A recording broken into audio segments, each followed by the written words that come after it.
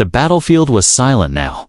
Ashes floated in the wind, like gray snowflakes falling from a sky that once burned with fire and smoke. Logan, a human soldier, walked slowly across the destroyed alien base, his boots stepping over broken metal and lifeless bodies. The war between humans and the Jirani had been long, cruel and bloody. But this battle, this one, felt different. It felt like the end of something. His rifle was low, his breath was heavy, and his eyes scanned the wreckage, searching for anything survivors, traps, signs of movement. Then, he heard it, a soft voice, barely a whisper, coming from the dark corner of a collapsed storage pod. "Don't kill me, human." Logan froze. He turned his rifle toward the sound. Every muscle tense, every nerve alert. He expected another trick, maybe an ambush.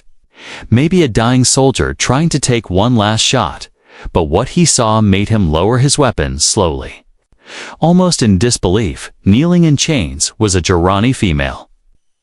She was tall, even sitting down, her body wrapped in torn armor and blood-stained cloth. Her deep purple skin was bruised, and her long silver hair was dirty and matted. But her eyes, bright violet, locked onto his, with fear and something else. Something close to shame. She dropped her head and said again, this time louder, "Don't kill me, human. I'll warm your bed." Logan didn't answer right away. He stared at her, confused, disturbed, and angry, but not at her. At the war, at the people who made her say that. "I'm not here to hurt you," he said, putting his rifle on his back. "You don't need to say things like that." The alien girl looked up, surprised. Her hands were shackled together, and her ankles chained to the wall behind her. Her lips were cracked, and her breathing was uneven. "You won't take me?" she asked slowly, voice shaking, "even though I am your prisoner?" Logan walked closer, carefully. "I don't take people," he said. "I save them." She didn't move. Afraid to believe him. "What's your name?" Kay asked, kneeling down near her. She hesitated, then whispered, "Kylira." "That's a strong name," he replied, pulling out his canteen and offering her water. Kylira stared at the bottle like it was poison. Unsure whether this was a new game or trick, he gently placed the bottle in her hands, then stepped back. She drank slowly, and her hands trembled. "You were fighting with the others?" Logan asked, watching her carefully. "I was a captain," she said quietly. "But they left me when I was wounded. They said I was no longer useful." Logan clenched his jaw. He hated war more than ever now. "Your own people did this to you?" he asked. She nodded, shame filling her eyes. "I begged them. I said I could still fight, but they said a broken warrior is better used as bait." Logan felt a knot in his chest. This was no enemy anymore. This was someone who had been thrown away like garbage. "You're not bait," he said firmly. "And I'm not going to treat you like one." Kylira looked at him, her expression full of disbelief. "Then what will you do with me?" she asked. "If not, use me or kill me." Logan pulled out a small tool and started working on her shackles. "I'll take you somewhere safe," he said. "You'll get medical help, food, rest." Kylira flinched when the chains fell off. Her wrists, like freedom, was a shock to her skin. "You are strange," she said, touching her bruised arms gently. "No human is like this in our stories. Maybe your stories are wrong." Logan replied with a small smile.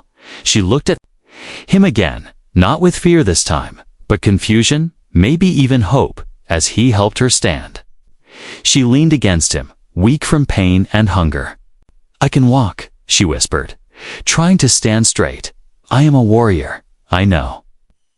Logan said kindly, "But even warriors need help sometimes."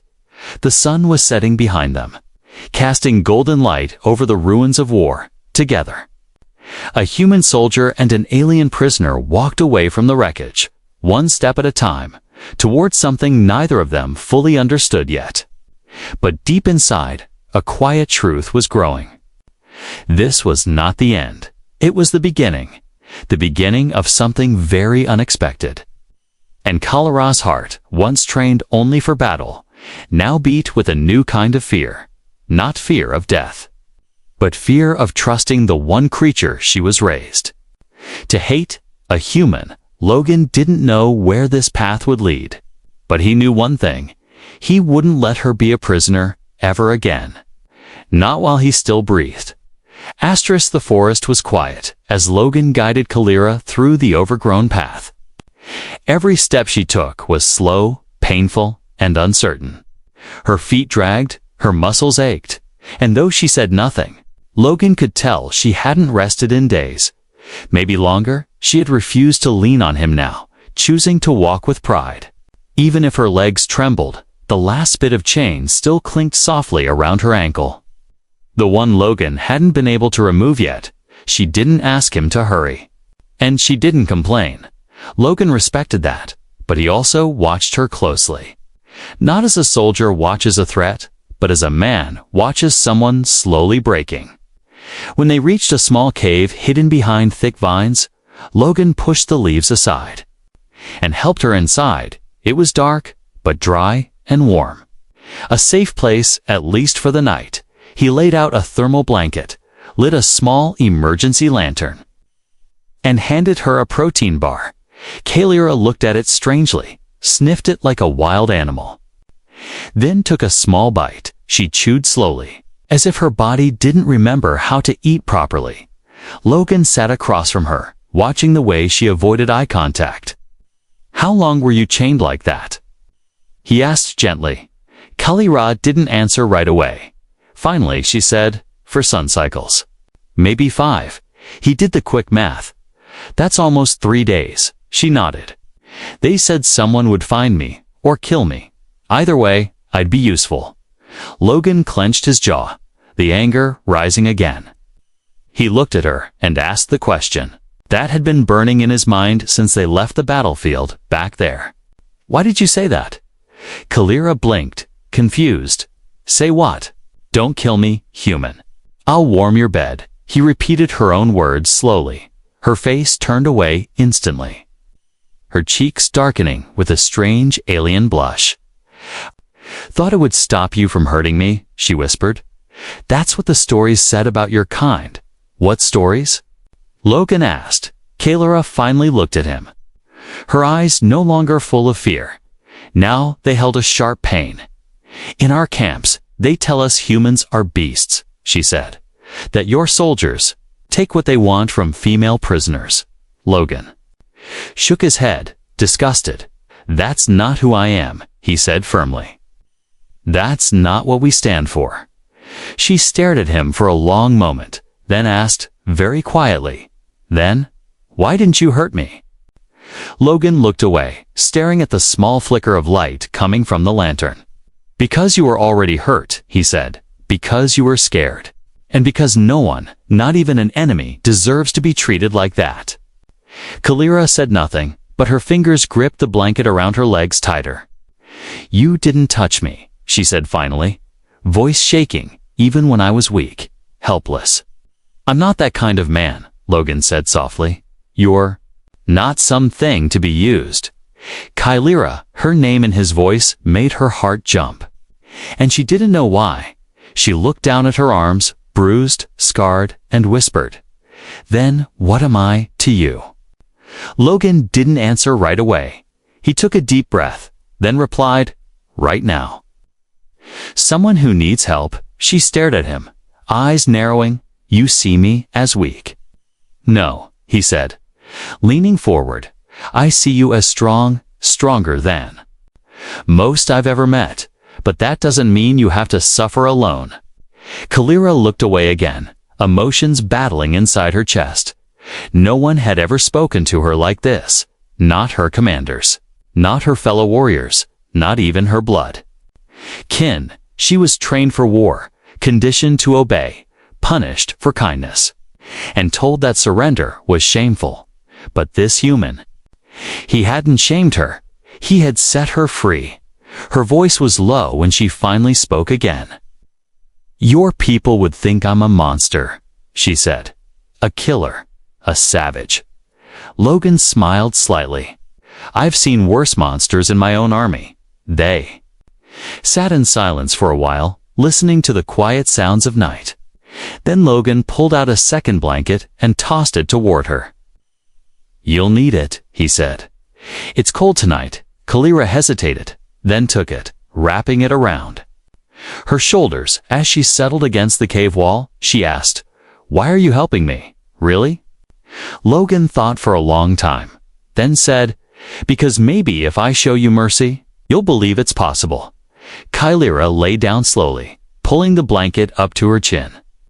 Her mind swirling with confusion and strange warmth, she closed her eyes, not because she trusted him completely, but because, for the first time in her life, she didn't feel afraid of what would happen while she slept. And that, she realized, was more powerful than any weapon. Logan sat by the entrance, rifle in hand, watching the stars. He had saved a life, yes, but maybe, just maybe, he had also started to change one. And in this quiet cave, two enemies began a journey. Neither of them understood yet, but both of them felt the same thing deep inside. This story was far from over. Logan woke up before the sun touched the horizon. The sky outside the cave was still dark, painted in cold shades of gray and blue.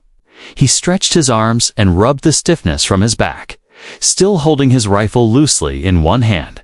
Kalira was still asleep, curled under the blanket, her chest rising slowly, peacefully, for a moment. Logan didn't want to move. It was rare to see peace on the face of someone who had survived so much. But peace never lasted long in a war zone. A sharp sound, a crack of branches, echoed from the trees beyond. Logan instantly raised his rifle, his eyes searching through the early mist. He stepped outside the cave, every step silent, every muscle alert. Then he saw them, three figures moving between the trees, lightly armed, covered in scavenger armor, their movements fast and wild. They weren't soldiers, they were raiders. Looters who came after battles to steal from the dead and kill the living. And they had seen the smoke trail from Logan's lantern. One of the raiders raised a short blade, signaling the others. Logan didn't wait. He turned back into the cave and shook Kalira's shoulder gently, but firmly. "Wake up," he whispered. "We've got company." She blinked, still groggy, but when she saw the look in his eyes, she sat up quickly. "Enemies?" she asked, already reaching for a broken piece of armor nearby. "Raiders," Logan said, loading his rifle. "Three of them, maybe more." Kalira stood, wincing from her wounds. But her stance was solid, like a warrior again. "I can fight," she said firmly. "I know," Logan replied, handing her a short blade he kept as a backup. The footsteps were close now, crunching leaves and snapping sticks. They crouched behind a rock near the entrance of the cave. Breath held, waiting. Then the first raider stepped inside, tall, with crooked teeth and metal plates on his arms. He spotted the scattered blankets, the leftover food, and grinned. "Fresh meat," he muttered. Kalira didn't wait. She lunged from the side like a shadow, her blade slicing across his arm before he could scream. The second raider rushed in, but was stopped by a clean shot from Logan's rifle straight to the leg. The third shouted and charged, blade raised high. Kalira grabbed the wounded raider's dropped weapon and spun, slamming the hilt into the third raider's face. He stumbled, blood spraying from his nose. Logan stepped forward and pressed his rifle to the man's chest. "Don't move," he growled. The raider froze, his hands shaking. Kalira wiped blood off her cheek and looked at the man coldly. "You attacked the weak," she hissed. "You think we will not fight back?" The raider whimpered. Please don't kill me." Logan sighed, his voice calm but firm. "Drop your weapon, leave everything you took, and disappear." The man nodded quickly and scrambled out the cave, leaving behind a bag of stolen supplies. Cholera stared at Logan, breathing hard, her body trembling not from fear, but from something else. "You could have killed him," she said, "but you let him go." "He wasn't worth a bullet," Logan replied, wiping his brow. Cholera slowly sat down on a rock, holding her side where a new bruise had bloomed. "You fought like a soldier again," Logan said, kneeling beside her. "I am a soldier," she replied, her voice quiet, "even if my people threw me away." He handed her water and looked into her eyes. "Not to me," he said. "You're still someone worth fighting beside." Cholera blinked, caught off guard. She didn't know how to respond, so she just drank and looked away. The rest of the day passed in silence as they packed what they could carry. They left the cave behind, knowing the raiders might return with more. As they walked deeper into the forest, Cholera kept glancing at Logan. At the way he always checked behind them, at how he always walked slightly behind her. Not to control her, but to protect her back in her world. "No one had ever done that, Logan," she said suddenly, her voice soft. "Do humans always protect those who used to be enemies?" He gave a small smile. "Only the ones brave enough to change." She didn't reply. But her steps grew lighter, her eyes more focused. The chain still clinked on her ankle. But it didn't feel as heavy anymore. Behind them, the wind carried the scent of ash and blood ahead of them. The unknown waited, full of danger. Yes, but also something Cholera never dared to hope for before. A chance at something more. Maybe even a future. The sun disappeared behind the jagged cliffs as the wind began to howl through the trees. Logan pulled his coat tighter around his body. Glancing at Cholera beside him, her face was calm. But her hands were turning purple from the cold. The mountain air at night was brutal. And they weren't prepared for such a sharp drop in temperature. Logan checked his datapad. The next outpost was 2 days away. Too far for them to reach without shelter. "We need to stop here for the night," he said, pointing to a small opening between two boulders. Cholera nodded silently, though her body was already shaking from exhaustion and chill. They climbed into the gap and found a tight but enclosed space, enough to shield them from the wind.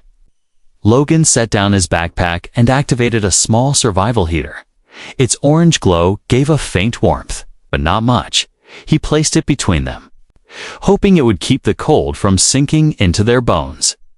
Cholera sat across from him, arms wrapped around herself, her silver hair falling over her face like a curtain. "Take the blanket," Logan said, pulling it from his pack and tossing it to her. "What about you?" she asked, her voice raspy from the cold. "I'll manage," he said, forcing a small smile. "I've survived worse." Cholera hesitated, then slowly unfolded the blanket and wrapped it around her shoulders. But it wasn't enough. The wind crept through the rocks, biting at her skin, making her tremble uncontrollably. Logan watched her silently, then looked away, trying not to show how badly he was shivering too. After a few minutes, Cholera whispered something almost too soft. "To hear what?" Logan asked. Leaning forward, she looked up, her eyes uncertain. "I don't want to die from cold after surviving war," she said, almost embarrassed. "And I know you don't either." Logan raised an eyebrow. "What are you saying?" She hesitated again, then pulled the blanket slightly to the side. "Share it," she said quietly. "We'll both be warmer." Logan was surprised, not because of the offer itself, but because of the trust it showed. Slowly, he moved closer. Careful not to make her uncomfortable, they sat side by side. The blanket now wrapped around both of them. The heater buzzed faintly near their feet. But the real warmth came from body heat, shared between two people who were once enemies. Cholera's shoulder brushed against his, and she stiffened at first, then relaxed. Logan didn't move either. Afraid that any sudden shift might break the moment, they sat in silence for a while, listening to the wind outside. Then Cholera spoke again, her voice softer than before. I was trained never to do this. She said, never to trust, never to show weakness, never to share warmth. Logan glanced at her. You were trained for war. She nodded. Yes, from the moment I could walk. And now? He asked, do you still see me as your enemy? She was quiet for a long time before answering. No, she said. I see you as... Confusing. Logan laughed quietly. I get that a lot. She looked at him, eyes glowing faintly in the low light. You risked your life for me, she said. Even when I was just a prisoner, you're not a prisoner anymore. Logan said firmly. She stared at him, searching his face, trying to understand what kind of human he really was. And slowly, for the first time, she smiled. It was small, shy, and unsure, but real. Logan stared at it, stunned. It changed her face completely, made her look less like a warrior and more like a woman who had been holding pain for too long. You should smile more often, he said gently. I forgot how, she replied, and leaned her head against the rock behind her. Eyes closing within minutes, her breathing slowed, and she was asleep. Logan remained still, letting her rest. His body was warm now, not just from the shared blanket, but from something deeper. He didn't understand it yet, but he knew one thing. He wanted to protect her, not just as a duty, but as a choice, as he looked out through the cracks in the rock.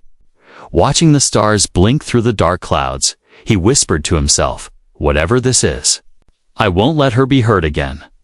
Beside him, Kalira stirred slightly, her body moving closer to his in her sleep, and the cold night no longer felt so cold. Not when trust had started to replace fear. Not when warmth came not just from fire, but from something human, something rare, something real. The morning sun broke through the trees, casting soft golden light across the forest floor. Birds chirped faintly above, and the cold air slowly warmed with each passing minute. Inside the small rocky shelter, Kalira opened her eyes. For the first time in days, she had slept without fear, without chains, without nightmares. She turned her head and saw Logan still asleep beside her, arms crossed, head leaning against the cave wall. He looked peaceful. She studied his face in silence. The sharp jaw, the scars on his neck, the line between his eyebrows that stayed even in sleep. This human had saved her, fed her, shared his blanket without asking for anything. It made no sense. Her people told her that humans were ruthless, especially to captured enemies. But Logan hadn't taken her body, hadn't shouted, hadn't mocked her. Instead, he had protected her. She sat up slowly, her muscles sore but steady, and quietly stepped out of the shelter to gather dry leaves and branches.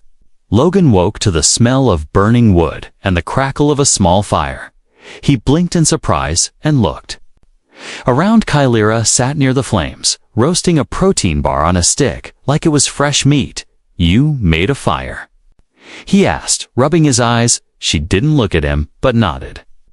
I've studied human tactics long enough to copy your methods, he chuckled. I'll take that as a compliment. They shared a quiet breakfast, the mood calmer than it had been since the day they met. But under the silence, something deeper stirred, a connection forming without either of them saying it. After the fire died down, they packed their things and began walking through the woods, heading toward the distant signal beacon Logan had detected the day before. Kalira moved more confidently now, the pain in her legs fading, her strength returning. At one point, she glanced at Logan and asked, "Do you have someone waiting for you back home?" Logan thought for a second, then shook his head. No one left. Family? Gone, he said simply. War took everything. She nodded slowly. Same. Another quiet moment passed before she said, "But now, I don't feel so alone." Logan looked at her and smiled. Yeah. Me neither. They walked side by side, their footsteps matching in rhythm. The forest opened into a wide clearing, and they paused at the edge. Scanning the area, suddenly, Kalira grabbed his arm, pulling him behind a tree. "Look," she whispered. Pointing across the clearing, a group of Guarani soldiers were moving. 6 of them, fully armored. Alert and armed, Logan cursed under his breath. Patrol Team Kalira's eyes narrowed. "They're looking for survivors. Or defectors. That includes you," Logan said, loading his rifle quietly. She touched her weapon too, but hesitated. "If they see me with you, they'll shoot us both." Logan looked at her. "Do you want to try talking to them?" Attila shook her head. "They won't listen. They only see a traitor now." He nodded slowly. "Then we stay low and move around the side." They crawled through thick brush, careful not to make noise. The soldiers stopped near their old trail, inspecting. Broken branches and footprints. One soldier picked up something from the ground, a torn piece of Kalira's cloth. He growled, "She was here." Another spat on the dirt. "She's a disgrace, traveling with a human." Disgusting, Kalira froze, her heart pounding. Logan leaned closer and whispered, "We keep moving, okay? Don't let them get to you." They circled the clearing, staying hidden. Until the soldiers finally moved in the opposite direction. When they were far enough away, Kalira collapsed behind a log. Her hands shaking, Logan sat beside her, watching her carefully. "They hate me now," she said softly. "My own people," Logan replied. "Then they never deserved you." She looked at him, eyes heavy with emotion. "Why do you say things like that?" "Because it's true," he said. "You didn't deserve to be chained and left behind." She lowered her eyes, voice barely a whisper. "You treat me like I'm still worth something." "That's because you are," Logan said, placing a hand gently on her shoulder, "no matter what anyone else says." Kalira stared at his hand for a moment, then looked up into his eyes. In that moment, something changed. Not just survival, not just respect, something warmer, something fragile and new. The kind of bond that shouldn't exist between a human and a former enemy. But it was there, real, powerful, and undeniable. She placed her hand over his, not to pull it away, but to hold it there. Neither of them spoke. But they didn't need to. The silence between them was no longer empty. It was full of something growing quietly. Something dangerous, something beautiful. A bond that shouldn't exist, but did. And both of them knew, from this moment forward, nothing would be the same. The wind howled across the valley as Logan and Kalira climbed the narrow trail that led to the human signal beacon. 'Twas hidden deep within the mountain ridge, far from any roads, far from any safety. Kalira's legs were sore again, her wounds reopening from the climb, but she didn't complain. Logan offered to carry her more than once, but she only shook her head. "I will walk beside you, not above you." He respected that, and they pushed forward together. When they reached the final ridge, Logan used a small communicator to send a coded pulse toward the sky. A moment later, a light blinked green on the screen. The message had been received. "Help is on the way," he said. Lowering the device, "They'll send a dropship." Kalira didn't answer, her eyes staring at the trees below them. Logan noticed her silence. "What's wrong?" She didn't look at him. "If your people come and see me, they might shoot first." Logan stepped closer, his voice firm. "Then I'll make sure they don't." Before Kalira could reply, a sudden roar split the sky, a low-flying alien skimmer appeared from the south, not human, but Guarani. Kalira's eyes widened. "No. They tracked us." The ship landed fast and hard, kicking up dirt and leaves. Guarani soldiers jumped out, 7 of them, fully armored, weapons drawn. Kalira of Clan Threx, the lead shouted. "Step away from the human," Logan raised his rifle instantly, but Kalira grabbed his arm. "Don't," she whispered. "They'll shoot you before you blink." She stepped forward slowly, arms slightly raised. "I am not your enemy," she called out. "I have left the war behind." The soldiers stared at her with disgust. "You travel with a human," one growled. "You eat his food. Wear his coat, you sleep beside him like a mate." Kalira's face burned with shame and anger, but she didn't deny it. "I survived," she said. "He saved me when you left me to die." The leader snarled. "You are a traitor, a disgrace to your blood." Logan stepped forward now, placing himself beside her. "She's not a traitor," he said. "She's someone your people betrayed first." The leader lifted his plasma rifle. Silence, animal. But Kalir moved faster than anyone expected. She stepped in front of Logan and raised her arms. "If you shoot him," she shouted, "you'll have to shoot me first." The soldiers froze. The leader narrowed his eyes. "You would die for a human." Kalira's voice shook, but she didn't move. "Yes." There was silence, deep and heavy. Then one of the younger Jirani soldiers stepped forward. She was one of us, a commander, a sister in arms. She was. The leader snapped. Until she gave her loyalty to Earthblood, Kalira turned her head slightly. "I gave my loyalty to someone who saw me as more than a tool." Logan's heart pounded as the tension reached its breaking point. His finger hovered near the trigger, but he didn't fire. Then a sound in the sky. A second ship, this time human, roared in, its lights bright, its ramp already lowering. The Jirani soldiers hesitated, caught between firing and fleeing. The human dropship hovered overhead, weapons locked on the alien squad. "Drop your weapons," came a voice from the speakers, "or we will open fire." The Jirani leader cursed and signaled his squad to fall back. They moved quickly, retreating to their skimmer, but not before throwing one last insult. "You are no longer one of us, Kalira. You are a traitor." Kalira stood still as the wind from the engines pushed through the trees. She didn't say a word as the alien ship disappeared into the clouds. Only when the silence returned did she speak, her voice flat. "They were my people. My brothers and sisters." Logan stood beside her, his voice quiet. "They were ready to let you die." Kalira turned to him slowly, her eyes filled with pain. "I know. But it still hurts." The human soldiers rushed from the ship, surrounding Logan and Kalira, weapons ready. One of them raised his rifle. "Is she a threat?" Logan stepped in front of her. "No, she's under my protection." The soldiers hesitated, then lowered their weapons. "She's coming with us," Logan added. "If anyone has a problem with that, you'll have to report me later." Kalira looked at him, stunned. "You would fight your own kind for me?" She asked quietly. "I already did," Logan replied, reaching for her hand. She didn't pull away this time. Inside the dropship, Kalira sat silently while the medics checked her wounds. Logan sat across from her, watching as she stared out.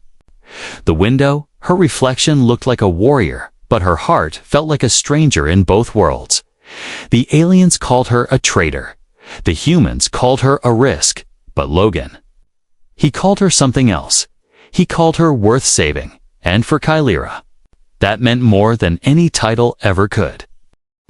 The dropship soared above the clouds, engines humming softly as it flew toward the nearest human outpost.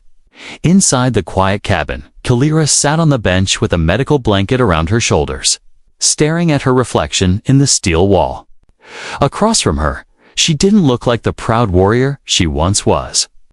She looked like someone who had survived too much, lost too much, and still didn't know what future waited for her. Across from her sat Logan, helmet in his lap, eyes fixed on her as if trying to understand the storm inside her heart. Neither of them spoke for a while, letting the silence speak instead. Then Kalira finally broke it. "You could have left me," she said quietly. "You could have taken the dropship alone and told them I died." Logan shook his head slowly. "That was never an option." She looked up at him, pain and confusion flickering in her violet eyes. "Why?" she asked. "I'm not your kind. I was your enemy." Logan leaned forward, resting his elbows on his knees, his voice calm but full of weight. "You weren't my enemy," he said. "You were someone left behind, someone betrayed by her own people, and someone who still stood up to protect me." Kalira's lips parted, but no words came out. "No one stood between me and death like you did," he continued. "You didn't just warm my side through the cold. You warmed something in here." He placed a hand gently on his chest. "In a place I thought was already dead." She lowered her eyes, overwhelmed by his honesty. She wasn't used to kindness. And she definitely wasn't used to being spoken to with respect. The human soldiers gave Logan strange looks, whispers spreading like sparks, but he didn't care. He walked beside her into the outpost like she belonged there. When the captain of the station met them, he raised an eyebrow. "You brought a Jirani into our base." "She's under my protection," Logan repeated firmly, "and she saved my life." The captain wasn't convinced. She could be a spy. Logan didn't flinch. "Then she would have let me die in the forest." Kalira said nothing, just stood straight, like a soldier, not flinching even under all the stares. She had been called traitor, beast, and shameful. But now she stood tall. In the days that followed, things didn't get easier. People watched her with suspicion. Some mocked her, others feared her, but she ignored it all. She trained in the courtyard with wooden poles, fixing her strength, rebuilding her body. Logan watched her often from the shadows, proud of how she refused to shrink. One evening, he walked out to her after training, holding something behind his back. "What's that?" she asked, wiping sweat from her brow. He pulled out a folded flag, not of Earth, but a new one stitched by the medical team, the symbol of two hands, one human, one Jirani, reaching out. "It's yours," he said, "not because you need a new side, but because you chose one." Kalira took the cloth slowly, staring at the symbol. "I was once told I'd only ever be a weapon," she said softly, "or a tool for someone's pleasure." Logan stepped closer. "You're neither." She looked at him, her voice barely above a whisper. "That day, I begged you. I said I'd warm your bed if you didn't kill me." He nodded slowly, remembering the moment too clearly. Kalira took a breath, her voice trembling. "I didn't say that because I meant it. I said it because I thought that's all I was worth."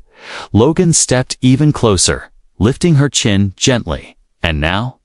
he asked. "What do you think you're worth?" Kalira's eyes shimmered. "I don't know," she admitted, "but I want to find out. With you." Logan smiled, the kind that reached his eyes. "You're not a bedwarmer, Kalira," he said. "You're a warrior, the strongest I've ever met."